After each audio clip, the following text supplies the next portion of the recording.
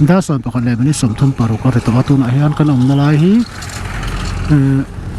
rangvamol atla hi rangvamol area ani nge vai vakon area ka chiang lawa chu wang chuan te ka soi hian in tha thiam thawanga kan right down ni voina hian mo khula hal la jok don ni lo mo पहिला सलाउङ नि मैलम झन् दतब्रो ए पेट्रोल ते कन थियन कतेन ल दोन चन कन राइट दोन नि दाप्छु अवेन इन नि नि दाप्छु अन बजार दोन चेंकोल ते कन जु को ले दोन नि chung vel chu video ron siam le anga voina hian tuna hian 11:37 ko soi to ang khan pa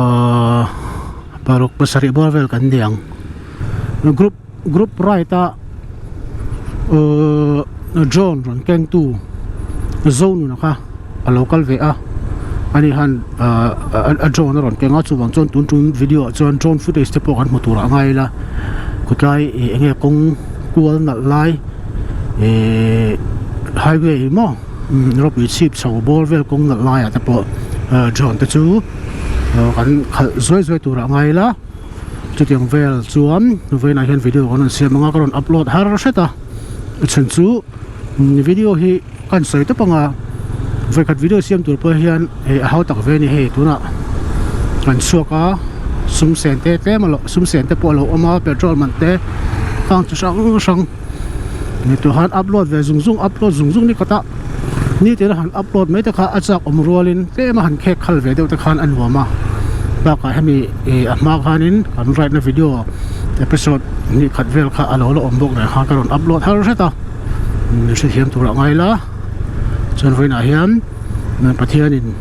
ni soi tura ngai la chi tu te pon atir tanga to khenga milo ensak la turin alo se deu ni pon ni dang kan ti thinangin episode anga kan thin ang khan milo ensak la turin alo so le cheu ni ala kan tanang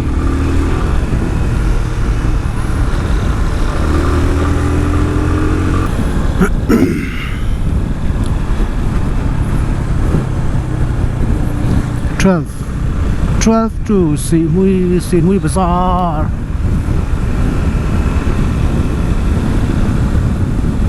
Simui aja kan bazaar lawang tuta enge tuta kan bazaar do ni tutku DAPCHHUAH kan di boka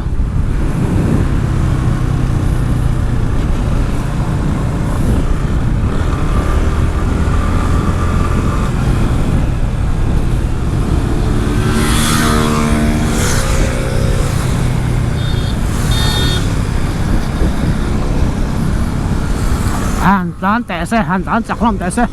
hai con lâu lắm này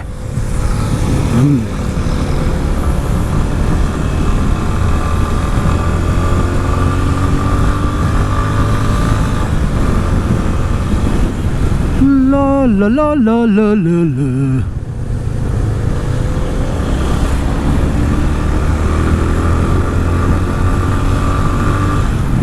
các bạn cũng như chú đây là mà cho ăn trà về á hành bike đàn chặt nuông thì đàn chuan heng bạc bạc cái trà hiểm xuống lâu á nuông về mà này lấy làm xong cần bike còn như chú cái chú suspension này ném bị sọt nó sao lại tụi có sọt thì mấy đâu sụt còn gì chế đây ở mà cho bọn chân hành đàn chặt với tắc tắc na đi cho nên kem cho nên hara chú cái về đâu cái mà chuan cái ai thiểm đâu khởi thấy chú cái ai khởi thấy đấy đâu chân tầm liêng mà sẽ cái mà chuan tún ang ve la ka speed ba ki jori ka pot ngam lu tuk lo thina ni I a chan chu tan chak chi kan ni lo boka han tan chaka ya an set deu tiam ya sep deu chonin har to thina ni ba ka tong pa han tan chaki har em boka ne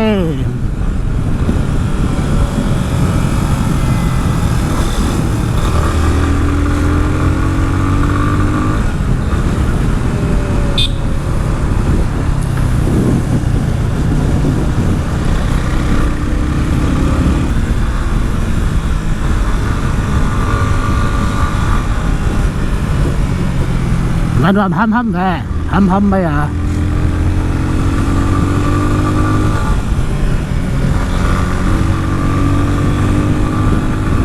Thank you. Please visit again. Ada lang yan, leng terot akan kaldoni. This way is leng pui. This way is mamit leng pui, rapui chip, etc. Nunahan concrete akan tando na. Hengi way na local kan naw te hok chun ni pakat pani patum pali pangap pusit pariat vel kan ni. Antan se lang.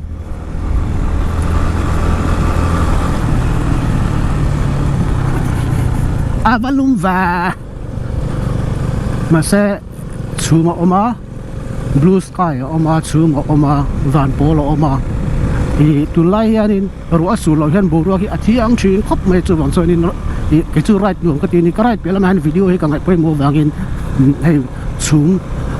chum le van pol right clear lutu boruak clear lutu ang hi mu nom ka ti ya nuam ka ti ya chu bang chonin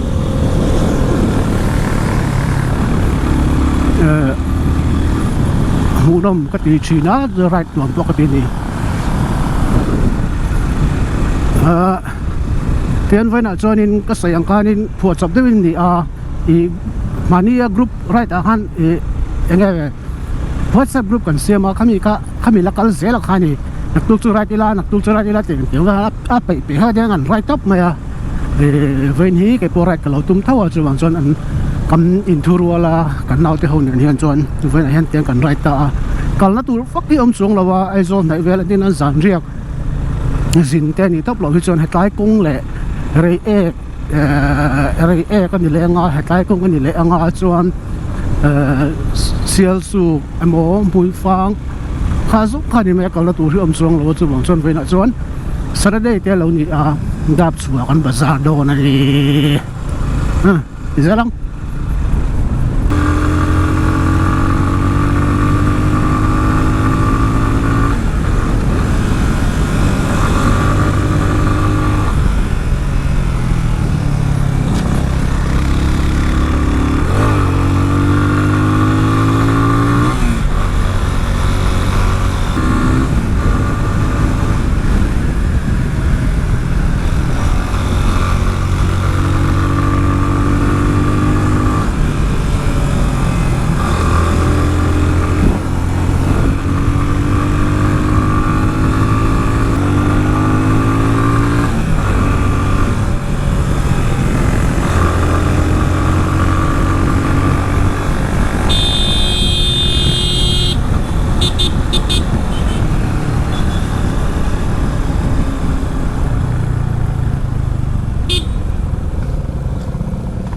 ta kan chol don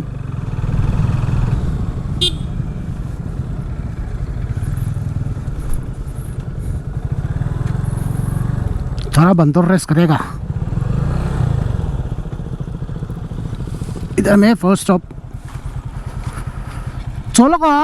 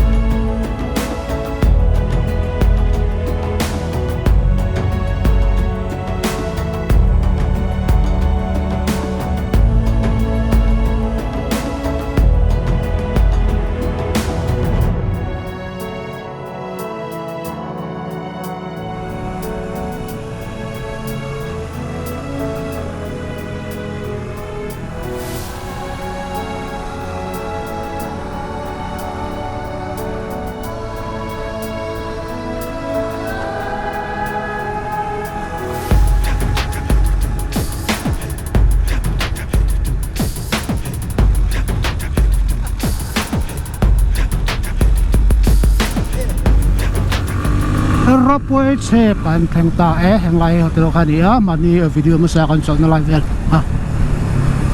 ko ta tak ne kan so don chu ka shela wa kan nau te hian so na tur hual an ne ya chu ta so kan chol don ni